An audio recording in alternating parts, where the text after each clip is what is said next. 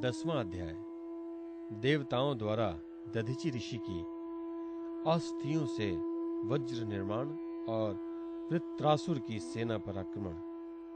श्री शुकदेव जी कहते हैं, परीक्षित, विश्व के जीवन दाता श्री हरि इंद्र को इस प्रकार आदेश देकर देवताओं के सामने वहीं के वहीं अंतर्ध्यान हो गए।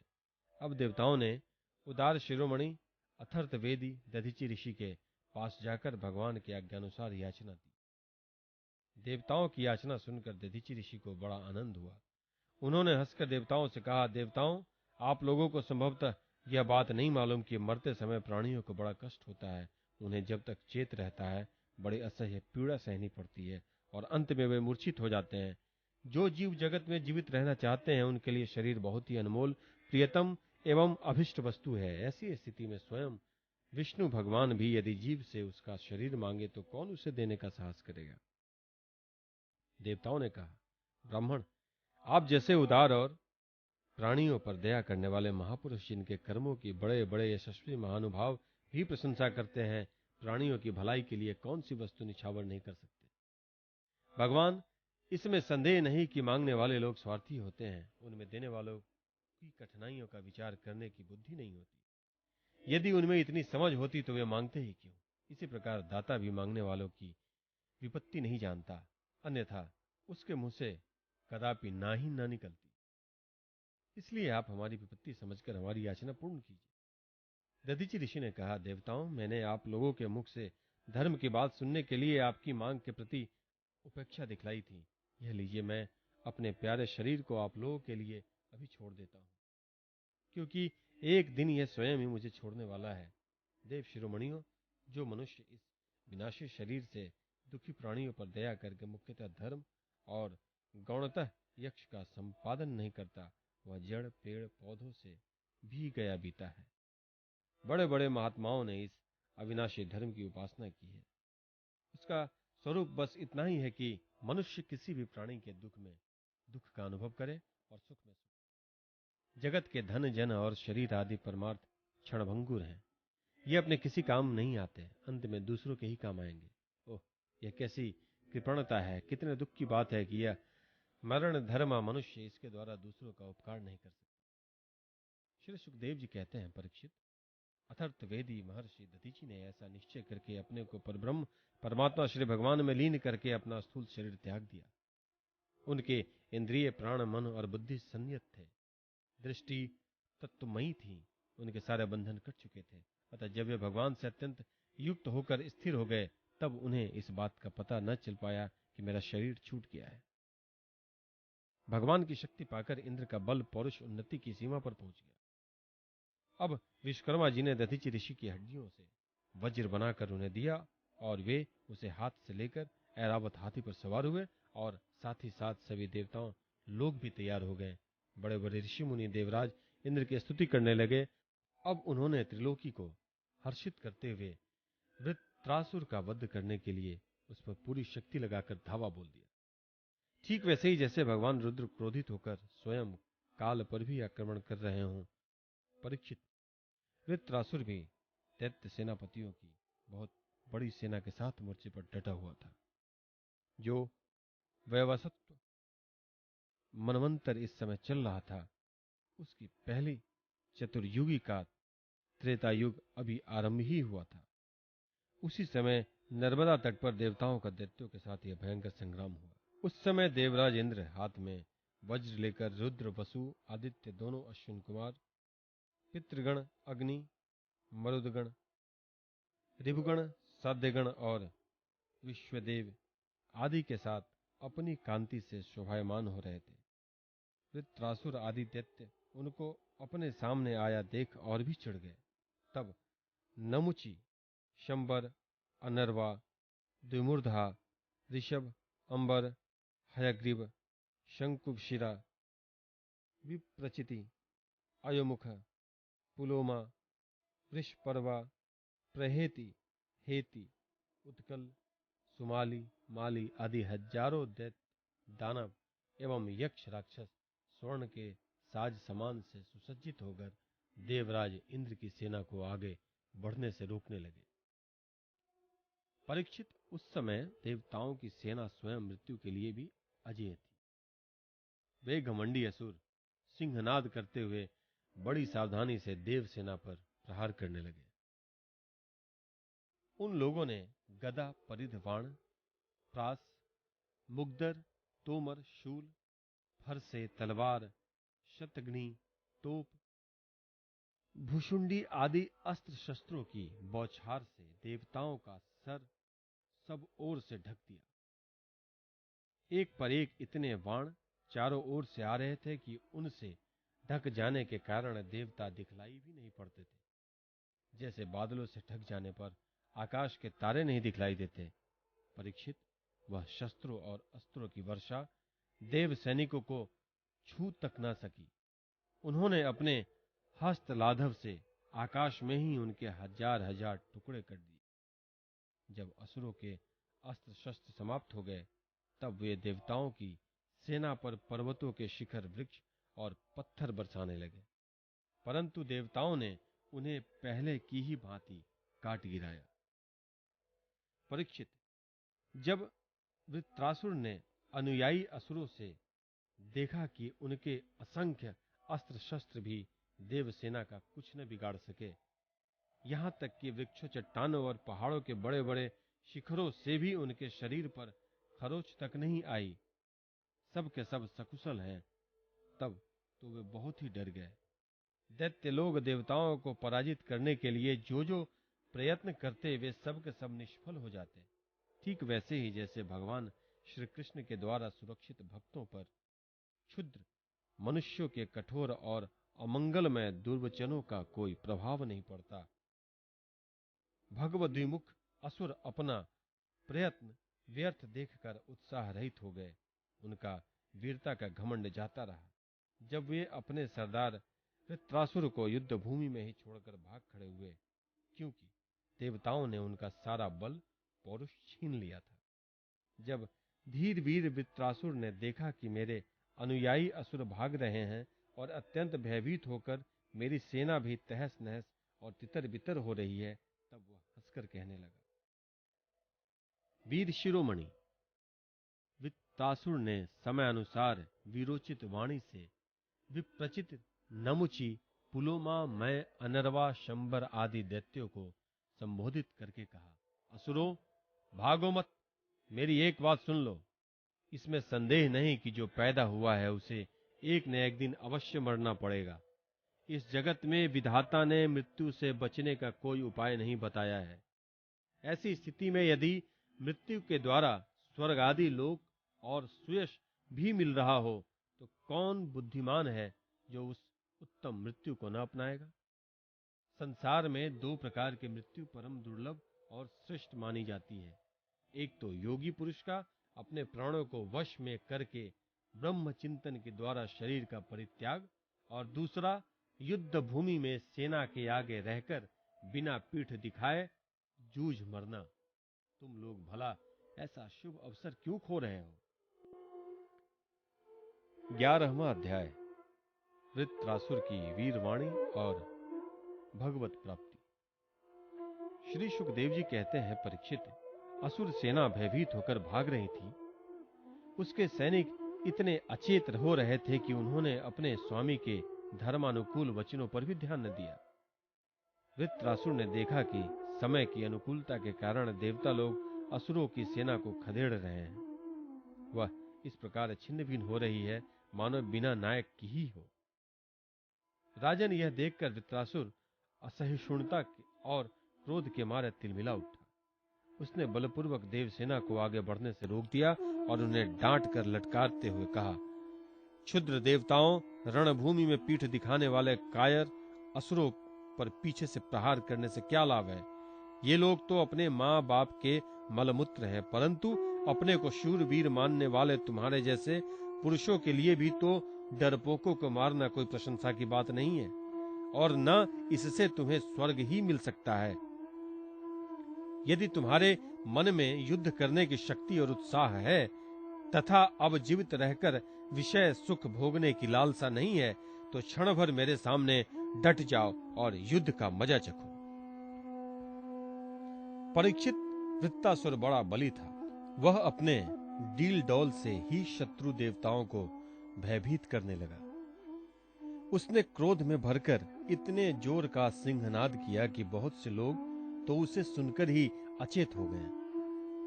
वृत्रासुर की भयानक गर्जना से सब के सब देवता मूर्छित होकर पृथ्वी पर गिर पड़े, मानो उन पर बिजली गिर गई हो। अब जैसे मदोन्मत्त गजराज नरकट का वध रौंद डालता हो, वैसे ही रणबांकुरा वृत्तासुर हाथ में त्रिशूल लेकर भय से नेत्र बंद किए पड़ी हुई देवसेना को पैरों से कुचलने लगा।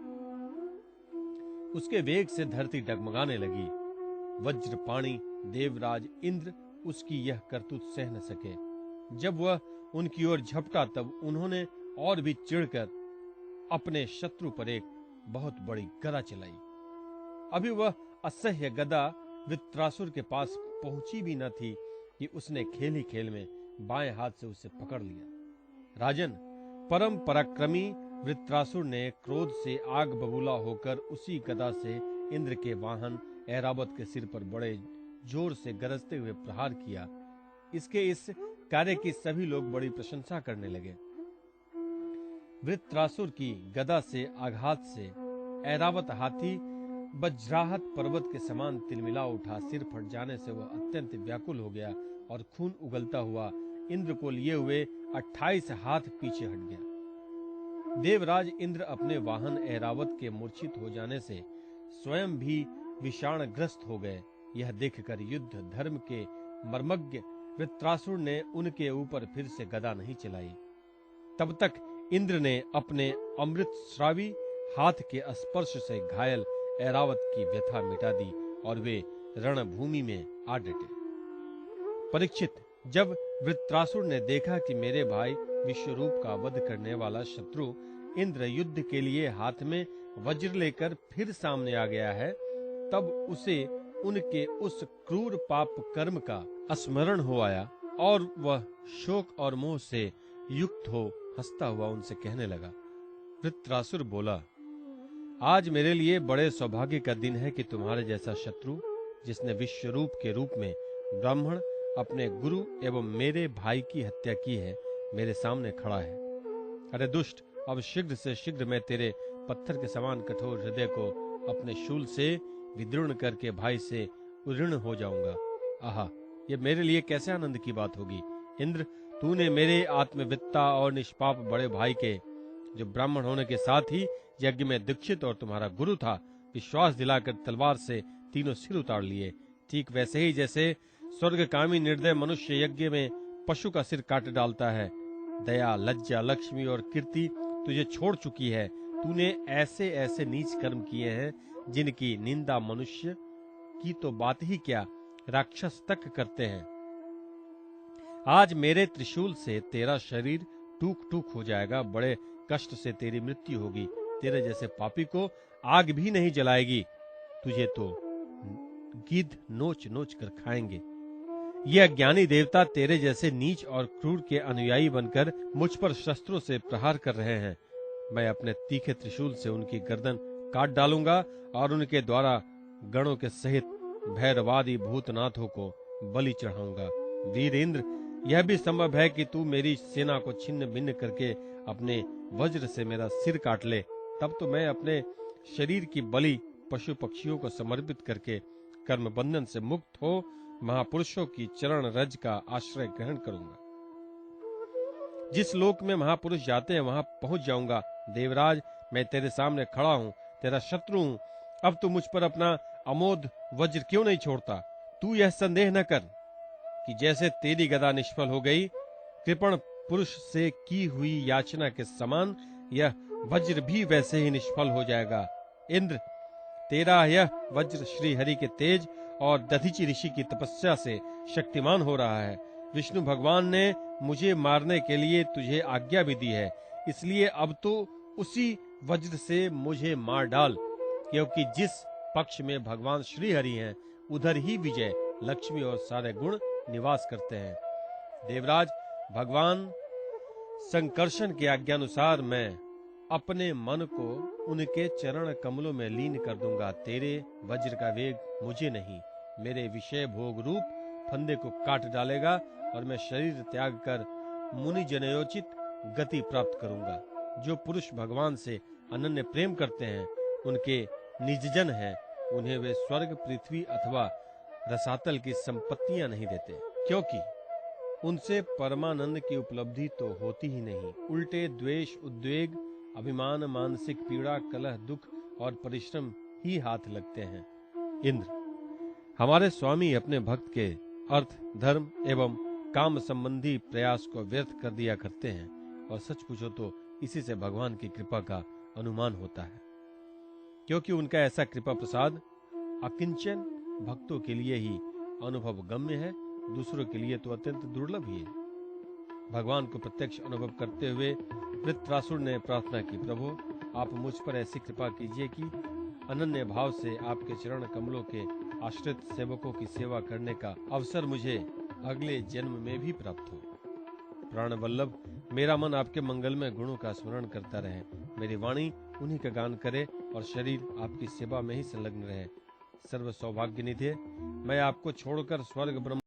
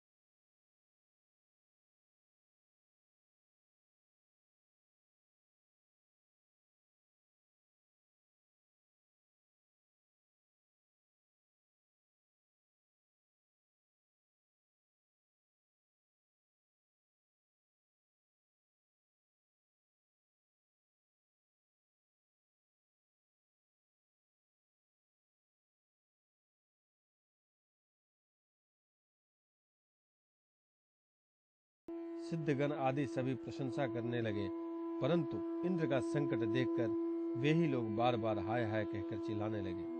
परीक्षित, वह वज्र इंद्र के हाथ से छूटकर वृत्रासुर के पास ही जा पड़ा, इसलिए लज्जित होकर इंद्र ने उसे फिर नहीं उठाया। तब वृत्रासुर ने कहा, इंद्र तुम वज्र उठाकर अपने शत्रु को मार डालो, यह विषाद करने का समय नहीं है। देखो, सर्वज्ञ सनातन आदि पुरुष भगवान की जगत की उत्पत्ति, स्थिति और प्रलय करने में समर्थ है।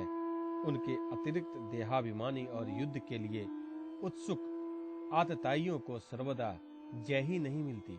वे कभी जीतते हैं तो कभी हारते हैं। ये सब लोक और लोकपाल जाल में फंसे हुए पक्षियों की भांति जिसकी अधीनता में विवश होकर चेष्टा करते हैं, वह काल ही सबकी जय पराजय का कारण है।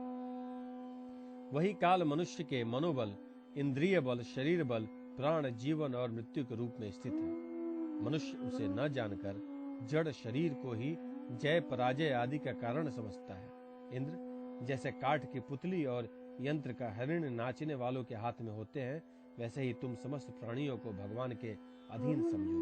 भगवान के कृपा प्रसाद के बिना पुरुष, प्रकृति, महतत्व, अहंकार, पंचभूत, इंद्रिया और अंतःकरण, चतुष्ट, ये कोई भी इस विश्व की उत्पत्ति आदि करने में समर्थ नहीं हो सकते। जिसे इस बात का पता नहीं है कि भगवान ही सबका नियंत्रण करते हैं, वही इस परतंत्र जीव को स्वतंत्र करता भोक्ता मान बैठता है। वस्तुतः स्वयं भगवान ही प्राणियों के द्वारा प्राणियों की रचना और उन्हीं के द्वारा उनका संहार करते हैं। जिस प्रकार इच्छा न होने पर भी समय विपरीत होने से मनुष्य को मृत्यु और अपयश आदि प्राप्त होते हैं, वैसे ही समय की अनुकूलता होने पर, इच्छा न होने पर भी उसे आयु, लक्ष्मी, यश और ऐश्वर्य आदि भोग भी मिल जाते हैं। इसलिए यश, अपयश, जय, पराजय, सुख, दुख, जीवन, मरण, इनमें से किसी एक की इच्छा अनिच्छा न रखकर सभी परिस्थितियों में स्वभाव से रहना चाहिए। हर्ष, शोक के वशीभूत नहीं होना चाहिए। सत्व, रज और तम, ये तीनों गुण प्रकृति के हैं, आत्मा के नहीं। अतः जो पुरुष आत्मा को उनका साक्षी मात्र जानता है, वह उनके गुण दोष से लिप्त नहीं होता। देवराज इंद्र, मुझे भी तो देखो, तुमने मेरा हाथ और शस्त्र काटकर एक प्रकार से मुझे परास्त कर दिया है, फिर भी मैं तुम्हारे प्राण लेने के लिए यथाशक्ति प्रयत्न कर ही रहा हूं। यह युद्ध क्या है? एक जुए का खेल। इसमें प्राण की बाजी लगती है, वाणों के पासे डाले जाते हैं और वाहन ही चौसर है। इसमें पहले से यह बात नहीं मालूम होती कि कौन जीतेगा और कौन हारेगा। श्री सुखदेव जी कहते हैं, परीक्षित, वृत्रासुर के ये सत्य और निष्कपट वचन सुनकर इंद्र ने उनका आदर किया और अपना वज्र उठा लिया। इसके बाद बिना किसी प्रकार का आश्चर्य किए मुस्कुराते हुए वे कहने लगे। देवराज इंद्र ने कहा, अहो दानवराज, सचमुच तुम सिद्ध पुरुष हो, तभी तो तुम्हारा धैर्य, निश्चय और भगवत भाव इतना विलक्षण है। तुमने समस्त प्राणियों के सुहृद आत्मस्वरूप जगदीश्वर की अनन्य भाव से भक्ति की है। अवश्य ही तुम लोगों को मोहित करने वाली भगवान की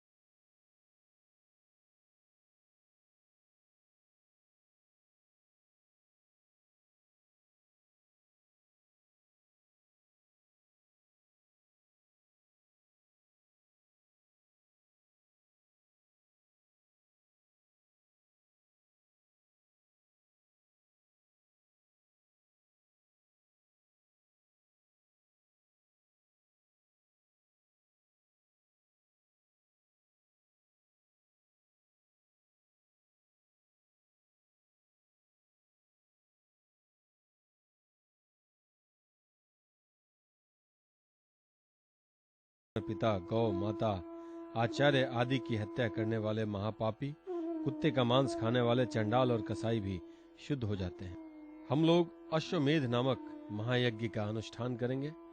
उसके द्वारा श्रद्धापूर्वक भगवान की आराधना करके तुम ब्रह्मा पर्यंत समस्त चराचर जगत की हत्या के भी पाप से लिप्त नहीं होगे।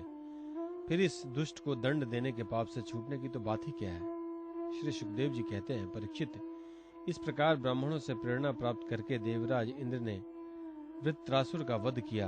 अब उसके मारे जाने पर ब्रह्म हत्या इंद्र के पास आई और उसके कारण इंद्र को बड़ा क्लेश, बड़ी जलन सहनी पड़ी। उन्हें एक क्षण के लिए भी चैन नहीं पड़ता था। सच है, जब किसी संकोची सज्जन पर कलंक लग जाता है तब उसके धैर्य आदि गुण भी उसे सुखी नहीं रख पाते। देवराज इंद्र ने देखा कि ब्रह्म हत्या साक्षात चंडाली के समान उसके पीछे पीछे दौड़ी आ रही है। बुढ़ापे के कारण उसके सारे अंग कांप रहे हैं और क्षय रोग उसे सता रहा है। उसके सारे वस्त्र खून से लथपथ हो रहे हैं। वह अपने सफेद सफेद बालों को बिखेरे ठहर जा इस प्रकार चिल्लाती आ रही है। उसके श्वास के साथ मछली की सी दुर्गंध आ रही है, जिसके कारण मार्ग भी दूषित होता जाता है। राजन, देवराज इंद्र उसके भय से दिशाओं और आकाश में भागते फिरे। अंत में कहीं भी शरण न मिलने के कारण उन्होंने पूर्व और उत्तर के कोने में स्थित मानसरोवर में शीघ्रता से प्रवेश किया। देवराज इंद्र मानसरोवर के कमल नाल के तंतुओं में 1000 वर्ष तक छिपकर निवास करते रहे और सोचते रहे कि ब्रह्म हत्या से मेरा छुटकारा कैसे होगा। इतने दिनों तक उन्हें भोजन के लिए किसी प्रकार की सामग्री न मिल सकी, क्योंकि वे अग्नि देवता के मुख से भोजन करते हैं और अग्नि देवता जल के भीतर कमल तंतुओं में जा नहीं सकते थे। जब तक देवराज इंद्र कमल तंतुओं में रहे तब तक अपनी विद्या, तपस्या और योग बल के प्रभाव से राजा नहुष स्वर्ग का शासन करते रहे। परंतु जब उन्होंने संपत्ति और ऐश्वर्य के मद से अंधे होकर इंद्र पत्नी शची के साथ अनाचार करना चाहा, तब शची ने उनसे ऋषियों का अपराध करवाकर उन्हें शाप दिला दिया, जिससे वे सांप हो गए। तदंतर जब सत्य के परम पोषक भगवान का ध्यान करने से इंद्र के पाप नष्ट प्राय हो गए, तब ब्राह्मणों के बुलवाने पर वे पुनः स्वर्गलोक में गए। कमल वन विहारिणी विष्णु पत्नी लक्ष्मी जी इंद्र की रक्षा कर रही थी और पूर्वोत्तर दिशा के अधिपति रुद्र ने पाप को पहले ही निस्तेज कर दिया था, जिससे वह इंद्र पर आक्रमण नहीं कर सका। परीक्षित, इंद्र के स्वर्ग में आ जाने पर ब्रह्मर्षियों ने वहां आकर भगवान की आराधना के लिए इंद्र को अश्वमेध यज्ञ की दीक्षा दी। उनसे अश्वमेध यज्ञ कराया। जब वेदवादी ऋषियों ने उनसे अश्वमेध यज्ञ कराया, तब देवराज इंद्र ने उस यज्ञ के द्वारा सर्वदेव स्वरूप पुरुषोत्तम भगवान की आराधना की। तब भगवान की आराधना के प्रभाव से वृत्रासुर के वध की वह बहुत बड़ी पाप राशि इस प्रकार भस्म हो गई, जैसे सूर्योदय से कोहरे का नाश हो जाता है। जब मरीच आदि मुनीश्वरों ने उनसे विविधता पूर्वक अश्वमेध यज्ञ कराया, तब उसके द्वारा सनातन पुरुष यज्ञपति भगवान की आराधना करके इंद्र सब पापों से छूट गए और पूर्ववत फिर पूजनीय हो गए। परीक्षित, इस श्रेष्ठ आख्यान में इंद्र की विजय, उनकी पापों से मुक्ति और भगवान के प्यारे भक्त वृत्रासुर का वर्णन हुआ है। इसमें तीर्थों को भी तीर्थ बनाने वाले भगवान के अनुग्रह आदि गुणों का संकीर्तन है। यह सारे पापों को धो बहाता है और भक्ति को बढ़ाता है। बुद्धिमान पुरुषों को चाहिए कि वे इस इंद्र संबंधी आख्यान को सदा सर्वदा पढ़े और सुने। विशेषतः पर्वों के अवसर पर तो अवश्य ही इसका सेवन करें। यह धन और यश को बढ़ाता है, सारे पापों से छुड़ाता है, शत्रु पर विजय प्राप्त कराता है और आयु और मंगल की अभिवृद्धि कराता है। 14वां अध्याय, वृत्रासुर का पूर्व चरित्र। राजा परीक्षित ने कहा, भगवान वृत्रासुर का स्वभाव तो बड़ा राजोगुणी था, तमोगुणी था। वह देवताओं को कष्ट पहुंचाकर पाप भी करता ही था। ऐसी स्थिति में भगवान नारायण के चरणों में उनकी सुदृढ़ भक्ति कैसे हुई? हम देखते हैं कि प्रायः शुद्ध सत्वमय देवता और पवित्र हृदय ऋषि भी भगवान की परम प्रेममयी अनन्य भक्ति से वंचित ही रह जाते हैं। सचमुच भगवान की भक्ति बड़ी दुर्लभ है। भगवान इस जगत के प्राणी पृथ्वी के धूलि कणों के समान ही असंख्य हैं। उनमें से कुछ मनुष्य आदि श्रेष्ठ जीव ही अपने कल्याण की चेष्टा करते हैं। ब्राह्मण, उनमें भी संसार से मुक्ति चाहने वाले तो विरले ही होते हैं, और मोक्ष चाहने वाले हजारों में मुक्ति या सिद्धि लाभ तो कोई सा ही कर पाता है। महामुनि, करोड़ों सिद्ध एवं मुक्त पुरुषों में भी वैसे शांतचित्त महापुरुष का मिलना तो बहुत ही कठिन है, जो एकमात्र भगवान के ही परायण हो। ऐसे अवस्था में वह वृत्रासुर, जो सब लोगों को सताता था और बड़ा पापी था, उस भयंकर युद्ध के अवसर पर भगवान श्री कृष्ण में अपनी वृत्तियों को इस प्रकार दृढ़ता से लगा सका, इसका क्या कारण है? प्रभु, इस विषय में हमें बहुत अधिक संदेह है और सुनने का बड़ा कौतूहल भी है। अहो, वृत्रासुर का बल पौरुष कितना महान था कि उसने रणभूमि में देवराज इंद्र को भी संतुष्ट कर दिया। सूत जी कहते हैं, शौनकादि ऋषियों भगवान सुखदेव जी ने परम श्रद्धालु राजर्षि परीक्षित का यह श्रेष्ठ प्रश्न सुनकर उनका अभिनंदन करते हुए यह बात कही। श्री सुखदेव जी ने कहा, परीक्षित, तुम सावधान होकर यह इतिहास सुनो। मैंने इसे अपने पिता व्यास जी, देवर्षि नारद और महर्षि देवल के मुख से विधिपूर्वक सुना है। प्राचीन काल की बात है। शूरसेन देश में चक्रवर्ती सम्राट महाराज चित्रकेतु राज्य करते थे। उनके राज्य में पृथ्वी स्वयं ही प्रजा की इच्छा के अनुसार अन्न रस दे दिया करती थी। उनके 1 करोड़ रानियां थी और वे स्वयं संतान उत्पन्न करने में समर्थ भी थे, परंतु उन्हें उनमें से किसी के भी गर्भ में कोई संतान न हुई। यूं महाराज चित्रकेतु को किसी बात की कमी न थी। सुंदरता, उदारता, युवावस्था, कुलीनता, विद्या, ऐश्वर्य और संपत्ति आदि सभी गुणों में वे संपन्न थे। फिर भी उनकी पत्नियां बांझ थीं, इसलिए उन्हें बड़ी चिंता रहती थी। वे सारी पृथ्वी के एक क्षत्र सम्राट थे। बहुत सी सुंदरी रानियां थी तथा सारे विश्व उनके वश में थी। सब प्रकार की संपत्तियां उनकी सेवा में उपस्थित थी, परंतु वे सब वस्तुएं उन्हें सुखी न कर सकी। एक दिन शाप और वरदान देने में समर्थ अंगिरा ऋषि स्वच्छंद रूप से विभिन्न लोकों में विचरते हुए राजा चित्रकेतु के महल में पहुंच गए। राजा ने प्रत्युत्थान और अर्घ्य आदि से उनकी विधिपूर्वक पूजा की। आतिथ्य सत्कार हो जाने के बाद जब अंगिरा ऋषि सुखपूर्वक आसन पर विराज गए, तब राजा चित्रकेतु भी शांत भाव से उनके पास ही बैठ गए। महाराज, महर्षि अंगिरा ने देखा कि यह राजा बहुत विनयी है और मेरे पास पृथ्वी पर बैठकर मेरी भक्ति कर रहा है। तब उन्होंने चित्रकेतु को संबोधित करते हुए उसे आदर देते हुए यह बात कही। अंगिरा ऋषि ने कहा, राजन, तुम अपनी प्रकृतियों, गुरु, मंत्री, राष्ट्र, दुर्ग, कोश, सेना और मित्र के साथ सकुशल तो हो ना? जैसे जीव महत्वादि 7 अवतरणों से घिरा रहता है, वैसे ही राजा भी इन 7 प्रकृतियों से घिरा रहता है। उनके कुशल से ही राजा की कुशल है। नरेंद्र, जिस प्रकार राजा अपनी उपर्युक्त प्रकृतियों के अनुकूल रहने पर ही राज्य सुख भोग सकता है, वैसे ही प्रकृतियां भी अपनी रक्षा का भार राजा पर छोड़कर सुख और समृद्धि लाभ कर सकती हैं। राजन, तुम्हारी रानियां, प्रजा, मंत्री, सलाहकार, सेवक, व्यापारी, अमात्य, दीवान, नागरिक, देशवासी, मंडलेश्वर, राजा और पुत्र तुम्हारे वश में तो है ना? सच्ची बात तो यह है कि जिसका मन अपने वश में है, उसके ये सभी वश में होते हैं। इतना ही नहीं, सभी लोक और लोकपाल भी बड़ी सावधानी से उन्हें भेंट देकर उसकी प्रसन्नता चाहते हैं। परंतु मैं देख रहा हूं कि तुम स्वयं संतुष्ट नहीं हो। तुम्हारी कोई कामना अपूर्ण है। तुम्हारे मुंह पर किसी आंतरिक चिंता के चिन्ह झलक रहे हैं। तुम्हारे इस असंतोष का कारण कोई और है या स्वयं तुम ही हो? परीक्षित, महर्षि अंगिरा यह जानते थे कि राजा के मन में किस बात की चिंता है। फिर भी उन्होंने उसके चिंता के संबंध में अनेकों प्रश्न पूछे। चित्रकेतु को संतान की कामना थी, अतः महर्षि के पूछने पर उन्होंने विनय से झुककर निवेदन किया। सम्राट चित्रकेतु ने कहा, भगवान, जिन योगियों के तपस्या, ज्ञान, धारणा, ध्यान और समाधि के द्वारा सारे पाप नष्ट हो चुके हैं, उनके लिए प्राणियों कि बाहर या भीतर की ऐसी कौन सी बात है जिसे वे न जानते हो। ऐसा होने पर भी जब आप सब कुछ जानबूझकर मुझसे मेरे मन की चिंता पूछ रहे हैं, तब मैं आपकी आज्ञा और प्रेरणा से अपनी चिंता आपके चरणों में निवेदित करता हूँ।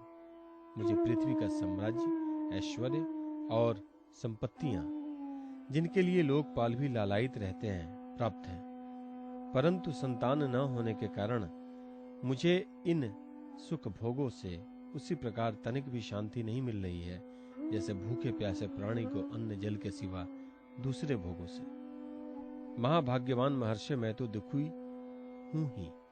पिंडदान न मिलने की आशंका से मेरे पितर भी दुखी हो रहे हैं। अब आप हमें संतान दान करके परलोक में प्राप्त होने वाले घोर नरक से उबारिए और ऐसी व्यवस्था कीजिए कि मैं लोक परलोक के सब दुखों से छुटकारा पालूं।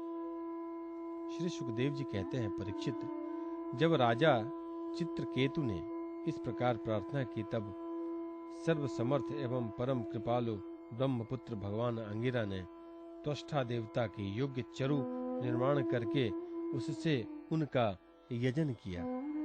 परीक्षित, राजा चित्रकेतु की रानियों में सबसे बड़ी और सद्गुणवती महारानी कृतधुति थी। महर्षि अंगिरा ने उन्हीं को यज्ञ का अवशेष प्रसाद दिया और राजा चित्रकेतु से कहा, राजन, तुम्हारी पत्नी के गर्भ से एक पुत्र होगा जो तुम्हें हर्ष और शोक दोनों ही देगा। यूं कहकर अंगिरा ऋषि चले गए। उस यज्ञावशेष प्रसाद के खाने से ही महारानी कृतधुति ने महाराज चित्रकेतु के द्वारा गर्भ धारण किया, जैसे कृतिका ने अपने गर्भ में अग्नि कुमार को धारण किया था। राजन, शूरसेन देश के राजा चित्रकेतु के तेज से कृतधुति का गर्भ शुक्ल पक्ष के चंद्रमा के समान दिनों दिन क्रमशः बढ़ने लगा। तदंतर समय आने पर महारानी कृतधुति के गर्भ से एक सुंदर पुत्र का जन्म हुआ। उसके जन्म का समाचार पाकर शूरसेन देश की प्रजा बहुत ही आनंदित हुई। सम्राट चित्रकेतु के आनंद का तो कहना ही क्या था। वे स्नान करके पवित्र हुए, फिर उन्होंने वस्त्राभूषणों से सुसज्जित हो ब्राह्मणों से सात्विक वाचन कराकर और आशीर्वाद लेकर पुत्र का जातकर्म संस्कार करवाया। उन्होंने उन ब्राह्मणों को सोना, चांदी, वस्त्र, आभूषण, गांव, घोड़े, हाथी और 6 अरब गौएं दान की। उदार शिरोमणि राजा चित्रकेतु ने पुत्र के धन, यश और आयु की वृद्धि के लिए दूसरे लोगों को भी मुंहमांगी वस्तुएं दी। ठीक उसी प्रकार जैसे मेघ सभी जीवों का मनोरथ पूर्ण करता है। परीक्षित, जैसे यदि किसी कंगाल को बड़ी कठिनाई से कुछ धन मिल जाता है तो उसमें उसकी आसक्ति हो जाती है, वैसे ही बहुत कठिनाई से प्राप्त हुए उस पुत्र में राजर्षि चित्रकेतु का स्नेह बंधन दिनों दिन दृढ़ होने लगा। माता कृतधुति को भी अपने पुत्र पर मोह के कारण बहुत स्नेह था, परंतु उनकी 100 रानियों के मन में पुत्र की कामना से और भी जलन होने लगी। प्रतिदिन बालक का लाड़ प्यार करते रहने के कारण सम्राट चित्रकेतु का जितना प्रेम बच्चों की मां कृतधुति में था उतना दूसरी रानियों में न रहा। इस प्रकार एक तो वे रानियां संतान न होने के कारण दुखी थी, दूसरे राजा चित्रकेतु के उनकी उपेक्षा कर दी, अतः वे डाह से अपने को धिक्कारने और मन ही मन जलने लगी। वे आपस में कहने लगी, अरे बहनों, पुत्रहीन स्त्री बहुत ही अभागिन होती है। पुत्र वाली सौतें तो दासी के समान उनका तिरस्कार करती हैं, और तो और स्वयं पतिदेव ही उसे पत्नी करके नहीं मानते। सचमुच पुत्रहीन स्त्री धिक्कार के योग्य है। भला दासियों को क्या दुख है, वे तो अपने स्वामी की सेवा करके निरंतर सम्मान पाती रहती हैं, परंतु हम अभाग्नि तो इस समय उनसे भी गई बीती हो रही हैं और दासियों की दासी के समान बार बार तिरस्कार पा रही हैं। परीक्षित, इस प्रकार वे रानियां अपनी सौत की गोद भरी देखकर जलती रहती थी और राजा भी उनकी ओर से उदासीन हो गए थे। फलतः उनके मन में कृतधुति के प्रति बहुत अधिक द्वेष हो गया। द्वेष के कारण रानियों की बुद्धि मारी गई, उनके चित्त में क्रूरता छा गई। उन्हें अपने पति चित्रकेतु का पुत्र स्नेह सहन न हुआ, इसलिए उन्होंने चिढ़कर नन्हे से राजकुमार को विष दे दिया। महारानी कृतधृति को सौतों की इस घोर पापमयी करतूत का कुछ भी पता न था। उन्होंने दूर से देखकर समझ लिया कि बच्चा सो रहा है, इसलिए वे महल में इधर उधर डोलती रहीं। बुद्धिमती रानी ने यह देखकर कि बच्चा बहुत देर से सो रहा है, धाय से कहा, कल्याणी, मेरे लाल को ले आ। धाय ने सोते हुए बालक के पास जाकर देखा कि उनके नेत्रों की पुतलियां उलट गई हैं। प्राण, इंद्रिय और जीव आत्मा ने भी उसके शरीर से विदा ले ली है। यह देखते ही हाय रे मैं मरी गई, हाय रे मैं मरी गई, इस प्रकार कहकर वह धरती पर गिर पड़ी। धाय अपने दोनों हाथों से छाती पीट पीट कर बड़े आर्त स्वर में जोर जोर से रोने लगी। उनका रोना सुनकर महारानी कृतधृति जल्दी जल्दी अपने पुत्र के शयन गृह में पहुंची और उन्होंने देखा कि मेरा छोटा सा बच्चा अकस्मात मर गया। तब वे अत्यंत शोक के कारण मूर्छित होकर पृथ्वी पर गिर पड़ी। उनके सिर के बाल बिखर गए और शरीर के वस्त्र अस्त व्यस्त हो गए। तदंतर महारानी का रुदन सुनकर रनिवास के स्त्री पुरुष वहां दौड़ आए और सहानुभूतिवश अत्यंत दुखी होकर रोने लगे। वे हत्यारी रानियां भी वहां आकर झूठ मूठ रोने का ढोंग करने लगी। जब राजा चित्रकेतु को पता लगा कि मेरे पुत्र की अकारण ही मृत्यु हो गई है, तब अत्यंत स्नेह के कारण शोक के आवेग से उनकी आंखों के सामने अंधेरा छा गया। वे धीरे धीरे अपने मंत्री और ब्राह्मणों के साथ मार्ग में गिरते पड़ते मृत बालक के पास पहुंचे और मूर्छित होकर उसके पैरों के पास गिर पड़े। उनके केश और वस्त्र इधर उधर बिखर गए। वे लंबी लंबी सांस लेने लगे। आंसुओं की अधिकता से उनका गला रुंध गया और वे कुछ भी बोल न सके। पति प्राणा रानी कृतधृति अपने पति चित्रकेतु को अत्यंत शोकाकुल और इकलौते नन्हे से बच्चे को मरा हुआ देख भांति भांति से विलाप करने लगी। उनका यह दुख देखकर मंत्री आदि सभी उपस्थित मनुष्य शोकग्रस्त हो गए। महारानी के नेत्रों से इतने आंसू बह रहे थे कि वे उनकी आंखों का अंजन लेकर केसर और चंदन से चर्चित वक्ष स्थल को भिगोने लगे। उनके बाल बिखरे रहे थे तथा उनमें गुत्थे हुए फूल गिर रहे थे। इस प्रकार वे पुत्र के लिए कुररी पक्षी के समान उच्च स्वर में विविध प्रकार से विलाप कर रही थी। वे कहने लगी, अरे विधाता, सचमुच तू बड़ा मूर्ख है जो अपनी सृष्टि के प्रतिकूल चेष्टा करता है। बड़े आश्चर्य की बात है कि बूढ़े बूढ़े तो जीते रहे और बालक मर जाए। यदि वास्तव में तेरे स्वभाव में ऐसी विपरीतता है, तब तो तू जीवों का अमर शत्रु है। यदि संसार में प्राणियों के जीवन मरण का कोई क्रम न रहे तो वे अपने प्रारब्ध के अनुसार जन्मते मरते रहेंगे। फिर तेरी आवश्यकता ही क्या है? तूने संबंधियों में स्नेह बंधन तो इसलिए डाल रखा है कि वे तेरी सृष्टि को बढ़ाए, परंतु तू इस प्रकार बच्चों को मारकर अपने किए कराए पर अपने हाथों पानी फेर रहा है। फिर वे अपने मृत पुत्र की ओर देखकर कहने लगी, बेटा, मैं तुम्हारे बिना अनाथ और दीन हो रही हूँ। मुझे छोड़कर इस प्रकार चले जाना तुम्हारे लिए उचित नहीं है। तनिक आंख खोलकर देखो तो सही, तुम्हारे पिताजी तुम्हारे वियोग में कितने शोक संतप्त हो रहे हैं। बेटा, जिस घोर नरक को निसंतान पुरुष बड़ी कठिनाई से पार कर पाते हैं, उसे हम तुम्हारे सहारे अनायास ही पार कर लेंगे। अरे बेटा, तुम इस यमराज के साथ दूर मत जाओ, यह तो बड़ा ही निर्दयी है। मेरे प्यारे लल्ला, अरे राजकुमार, उठो। बेटा देखो, तुम्हारे साथी बालक तुम्हें खेलने के लिए बुला रहे हैं। तुम्हें सोते सोते बहुत देर हो गई है, अब भूख लगी होगी, उठो कुछ खा लो, और कुछ नहीं तो मेरा दूध ही पी लो और अपने स्वजन संबंधी हम लोगों का शोक दूर करो। प्यारे लाल, आज मैं तुम्हारे मुखार बिंद पर भोली भाली मुस्कुराहट और आनंद भरी चितवन नहीं देख रही हूँ। मैं बड़ी अभागिन हूँ। हाय, अब भी मुझे तुम्हारी सुमधुर तोतली बोली नहीं सुनाई दे रही है। क्या सचमुच निठुर यमराज तुम्हें उस परलोक में ले गया है जहां से फिर कोई लौट कर नहीं आता? श्री सुखदेव जी कहते हैं, परीक्षित, जब सम्राट चित्रकेतु ने देखा कि मेरी रानी अपने मृत पुत्र के लिए इस प्रकार भांति भांति से विलाप कर रही हैं, तब वे शोक से अत्यंत संतप्त हो फूट फूट कर रोने लगे। राजा रानी के इस प्रकार विलाप करने पर उनके अनुगामी स्त्री पुरुष भी दुखित होकर रोने लगे। इस प्रकार सारा नगर ही शोक से अचेत सा हो गया।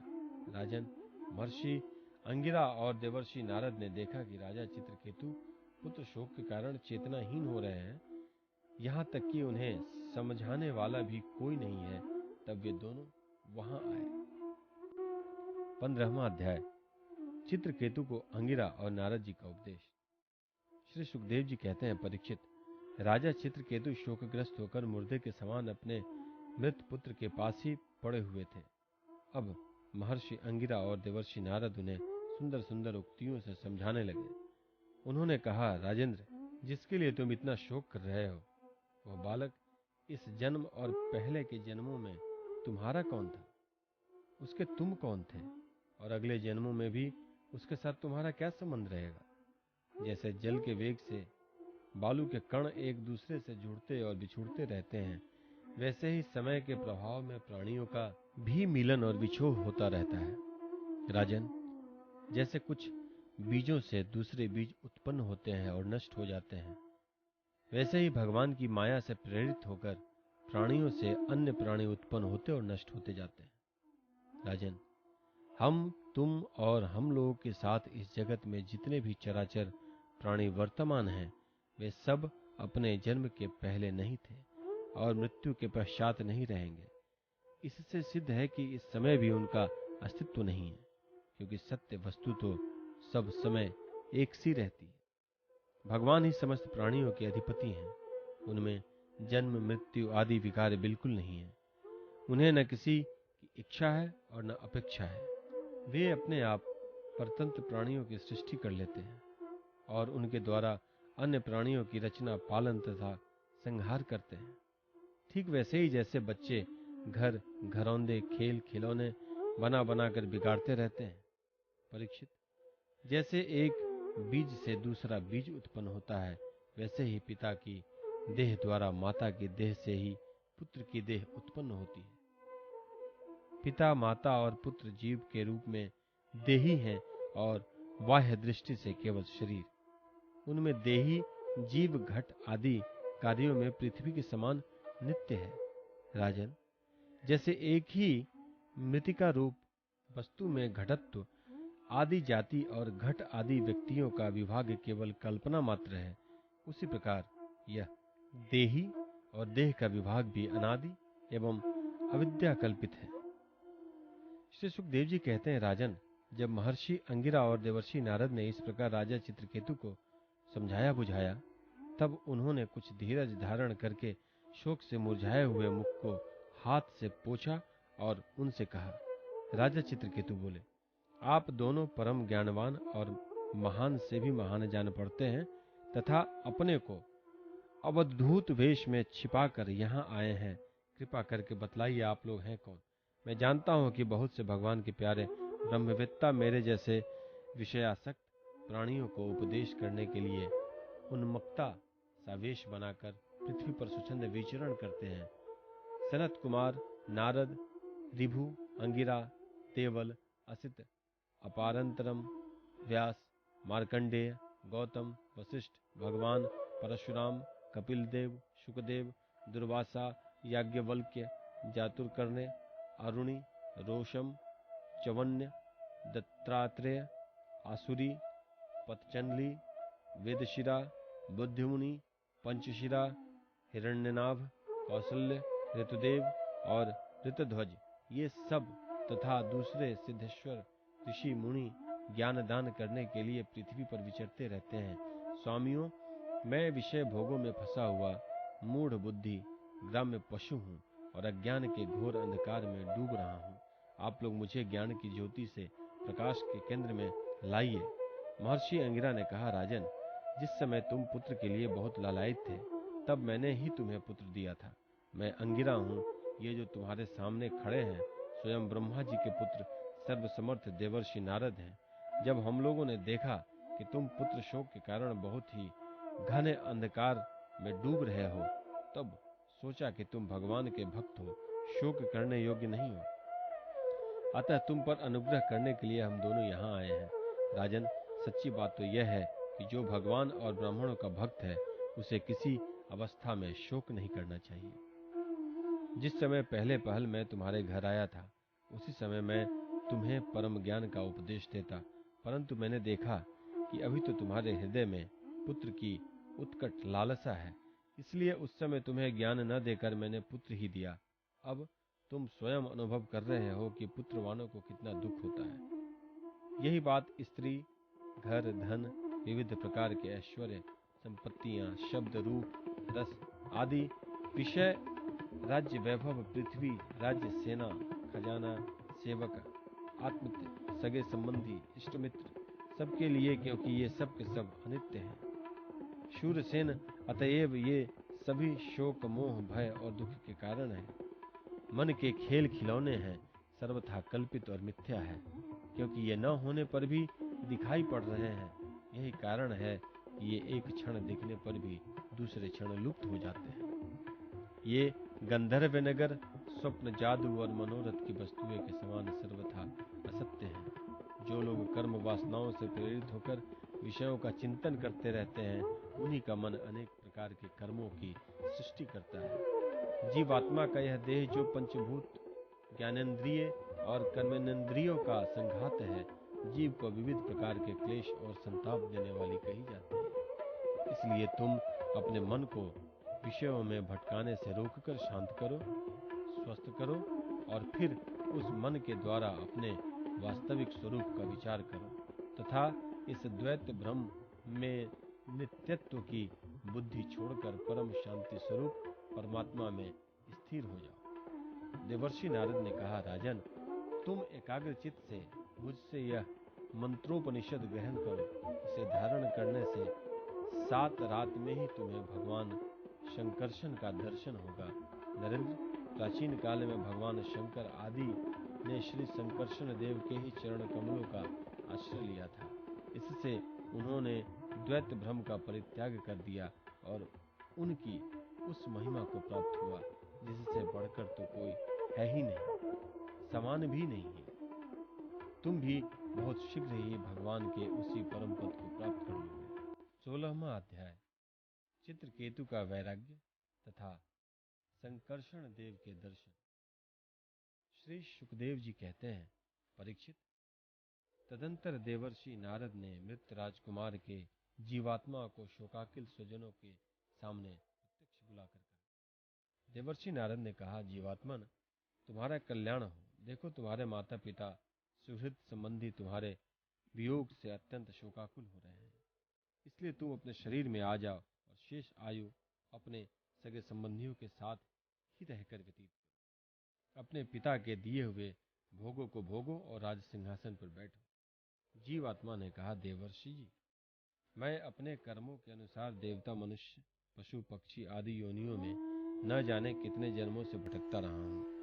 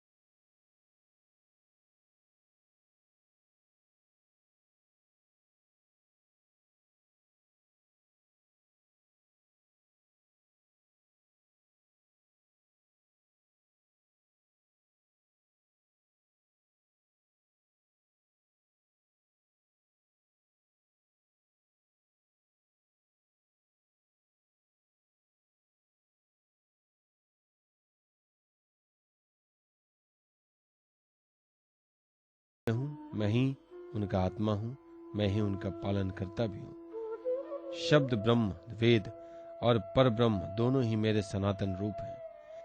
आत्मा कार्य कारणात्मक जगत में व्याप्त है और कार्य कारणात्मक जगत आत्मा में स्थित है तथा इन दोनों में मैं अधिष्ठान रूप से व्याप्त हूँ और मुझ में ये दोनों कल्पित हैं। जैसे स्वप्न में सोया हुआ पुरुष स्वप्नांतर होने पर संपूर्ण जगत को अपने में ही देखता है और स्वप्नांतर टूट जाने पर स्वप्न में ही जागता है तथा अपने को संसार के एक कोने में स्थित देखता है, परंतु वास्तव में वह भी स्वप्न ही है। वैसे ही जीव की जागृत आदि अवस्थाएं परमेश्वर की ही एक माया है। यूं जानकर सबके साक्षी मायातीत परमात्मा का ही स्मरण करना चाहिए। सोया हुआ पुरुष जिसकी सहायता से अपनी निद्रा और उसके अतीन्द्रिय सुख का अनुभव करता है, वह ब्रह्म मैं ही हूँ। उसे तुम अपनी आत्मा समझो। पुरुष निंदा और जागृत इन दोनों अवस्थाओं का अनुभव करने वाला है। वह उन अवस्थाओं में अनुगत होने पर भी वास्तव में उनसे पृथक है। वह सब अवस्थाओं में रहने वाला अखंड एक रस ज्ञान ही ब्रह्म है, वही पर ब्रह्म है। जब जीव मेरे स्वरूप को भूल जाता है तब वह अपने को अलग मान बैठता है। इसी से उसे संसार के चक्कर में पड़ना पड़ जाता है और जन्म पर जन्म तथा मृत्यु पर मृत्यु प्राप्त होती है। यह मनुष्य योनि ज्ञान और विज्ञान का मूल स्रोत है। जो इसे पाकर भी अपने आत्मस्वरूप परमात्मा को नहीं जान लेता, उसे कहीं किसी भी योनि में शांति नहीं मिलती। राजन, सांसारिक सुख के लिए जो चेष्टाएं की जाती हैं उनमें श्रम है, क्लेश है, और जिस परम सुख के उद्देश्य से वे की जाती हैं उसके ठीक विपरीत परम दुख देती हैं। किंतु कर्मों से